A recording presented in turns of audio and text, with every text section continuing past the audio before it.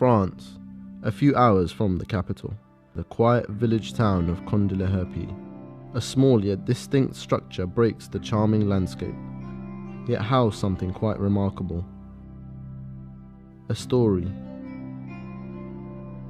a people, a tale of incredible inspiration. Cette mosquée, c'est vraiment notre centre, c'est notre centre qui nous permet donc de pouvoir remonter au niveau de notre iman, de notre foi. Dans l'esprit, on était chiite dès le départ, mais on ne le savait pas. On était devenus musulmans parce qu'on était fidèles, parce qu'on était les vrais chrétiens. Et jusqu'à aujourd'hui, je pense que les gens ont toujours dans la tête, alors que chez les Français encore pire, mais même chez les musulmans, de croire que parce qu'on est musulman, on n'est plus français. Parce qu'on se connaissait tous avant, on se connaissait d'avant. Réaliser quelque chose de concret, autour de quoi on s'est mis à tourner, quoi, en fait. À travers les expériences qu'on a fait, on a eu l'impression qu'on était quand même agréé. Moulinet, c'était vraiment une délivrance. La vie, c'est le temps de la preuve et de l'épreuve. Le chiisme en lui-même porte une doctrine sublime. Et que, Dieu merci, on a encore un imam qui est présent parmi nous, bien qu'occulté, et que c'est vers lui qu'on se tourne, quoi. Ma préoccupation, c'est d'être en rançon pour l'imam, voilà. Et c'est sur nos gamins que vont reposer si l'histoire continue ou si elle continue plus.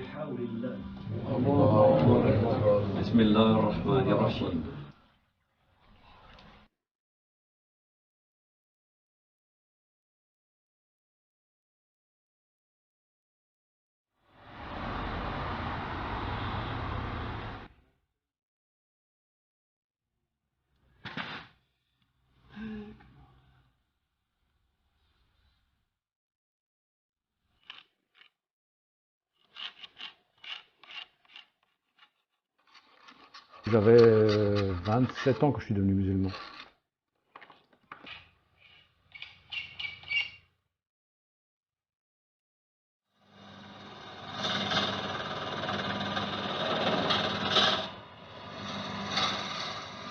Moulinet, c'était vraiment une délivrance.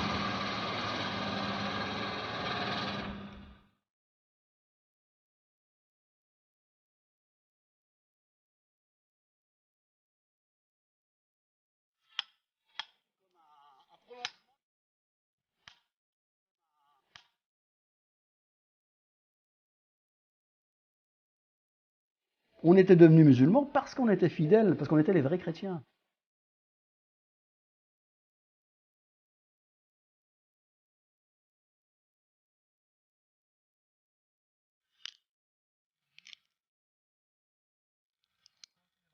Je m'appelle Jean-François Régnier.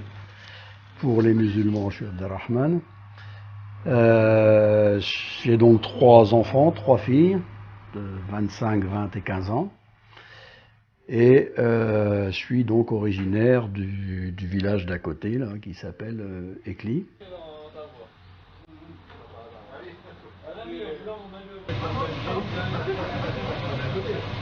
Oui, vous restez une semaine à la boîte. Ah oui.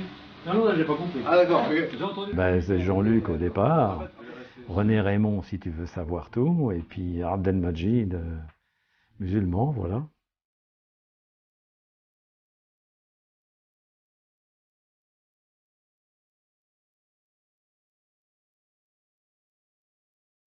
On habite à Rethel, mais à la sortie de Rethel, mais l'avantage c'est qu'on était tellement à la sortie qu'on était quasiment en campagne, si tu veux, à pied, je faisais 500 mètres, j'étais dans les champs. J'ai comme loué d'avoir eu des parents vraiment aimants et puis attentionnés, quoi. Et puis protégés, il y avait le cercle familial, moi ça me suffisait largement.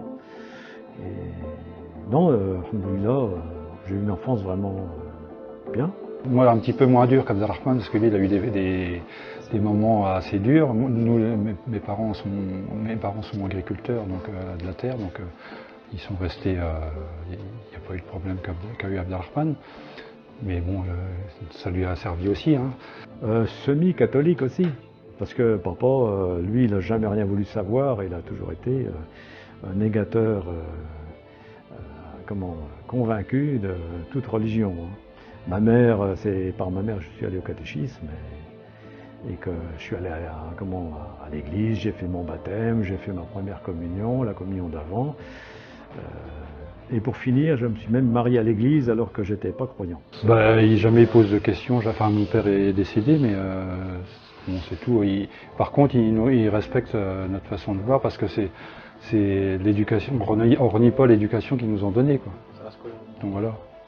C'est leur surprise d'après, quoi. Parce que sur le coup, c'est la barrière, et puis après, finalement, c'est pas si leur truc, c'est pas si mal que ça, quoi.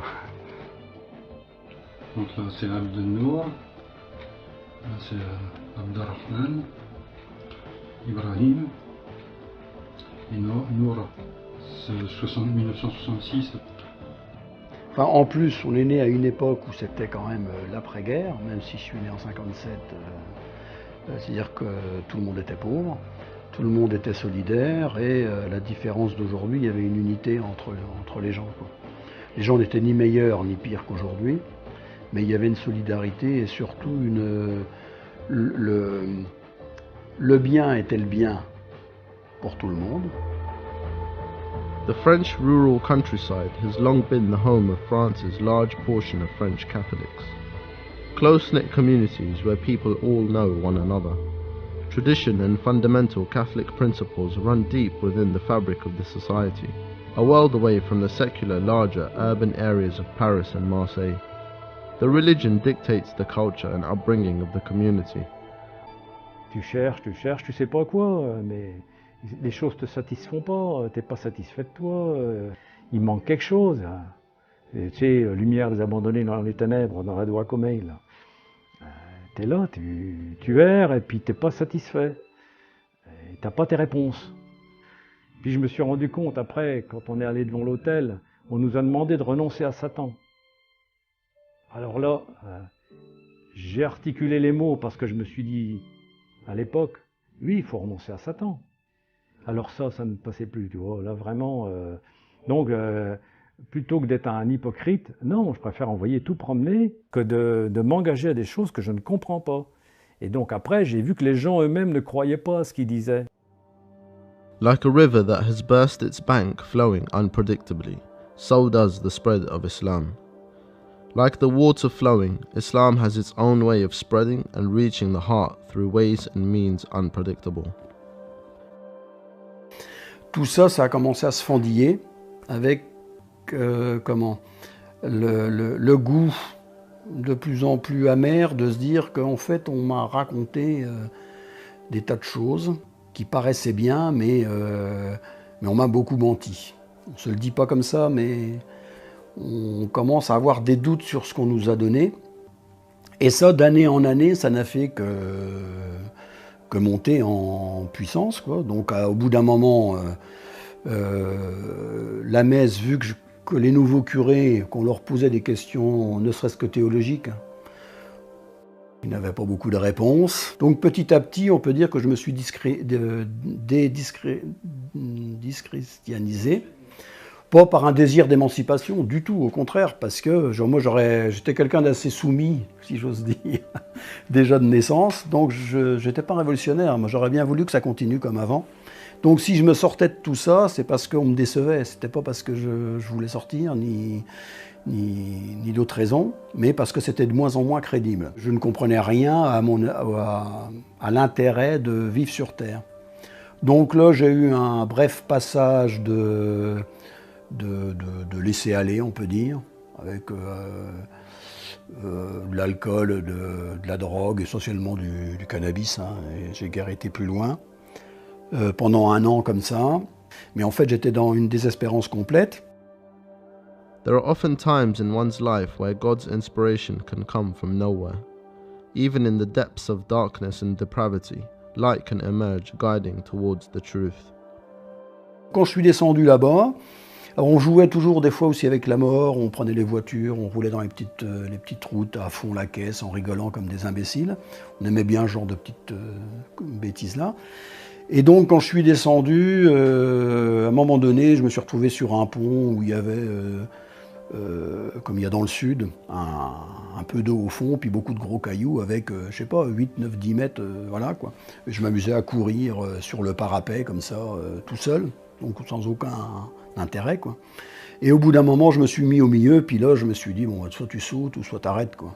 Donc, je suis descendu de mon parapet, je suis revenu chez les copains, là, et puis j'aurais dit, ça y est, c'est fini, je ne bois plus, je me défonce plus. Ils m'ont pris pour un fou.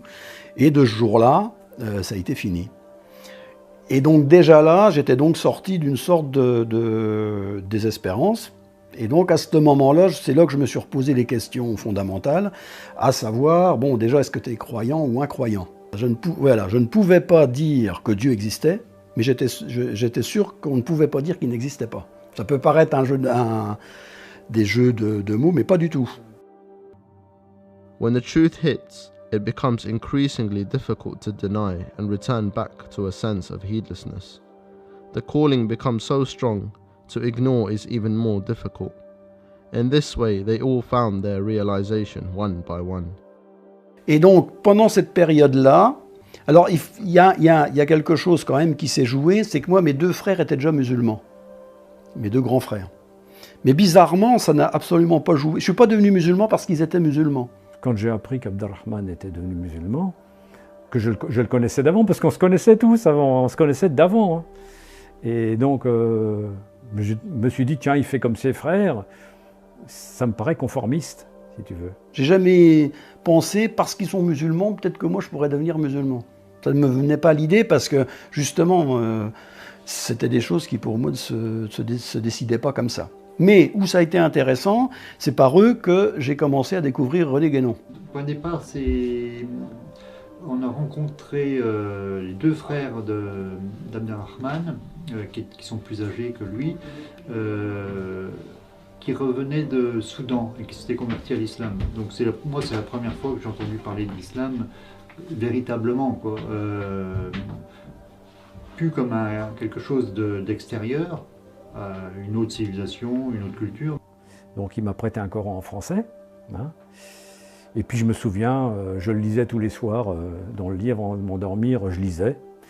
J'ai lu tout en français.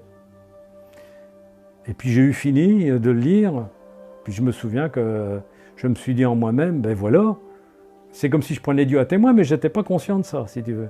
Donc au fameux verset, ne suis-je pas votre Seigneur, ou qu'on a répondu oui. Pour nous, c'est vraiment ça. Et c'est pour ça après qu'on revoit avec les écrits de l'imam Ali sur le fait qu'on voit Dieu par le cœur, pas par les yeux, toutes ces choses-là. C'est toujours des choses qui nous ont parlé, parce que ce sont des expériences spirituelles qui sont, de là naît la certitude. C'est pas parce qu'on a dit, si on fait des statistiques, ou si on voit ceci, cela, on pourrait penser que Dieu, nanana. Non, ça n'a rien à voir avec ça. C'est vraiment des choses où on recherche une connaissance intérieure, qui est la seule connaissance possible. Voilà. Donc, si tu veux, il y a, comme tu dis, il y a l'histoire de la prédestination et du libre arbitre. Alors effectivement, ça m'a vraiment, vraiment bien plu, parce que là, je suis vraiment tombé, effectivement, j'ai vraiment senti pour la première fois de ma vie ce que c'était que le vrai, par ce qu'on appelle la métaphysique en français, hein, que deviendra plus tard pour moi le tawhid. Là, il s'est passé quelque chose que j'y suis pour rien. Après, j'ai su que le prophète était le prophète, que le Coran était vraiment la parole de Dieu, mais j'ai cru à tout, après les anges, les livres, tous les autres prophètes, et si tu veux, mais comme mes racines étaient chrétiennes, aussitôt j'ai pensé à Jésus. Si tu veux, parce que j'étais vraiment soulagé et content de voir qu'on avait menti à son sujet, et que ce qu'on m'avait inculqué quand j'étais jeune, c'était bel et bien la vérité, mais que les gens l'avaient travesti, tu vois. Je me suis retrouvé croyant après. Et alors après, les choses s'enchaînent. Ça a duré, je ne sais plus, 6 mois, peut-être bien, avant que je devienne musulman. Oh, j'avais 27 ans quand je suis devenu musulman. Sinon, après, donc, ils sont devenus musulmans, mais moi, donc on était ensemble, ils sont devenus musulmans. Pour moi, ça n'a rien changé, si tu veux. Moi, c'était toujours mes amis. Et pour eux, ils m'ont toujours accepté comme ça. Et quand ils sont rentrés, donc,